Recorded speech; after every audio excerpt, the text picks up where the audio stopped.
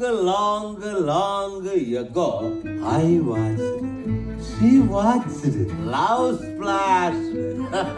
Andrea flushed my heart. Put the downstairs. Tight press.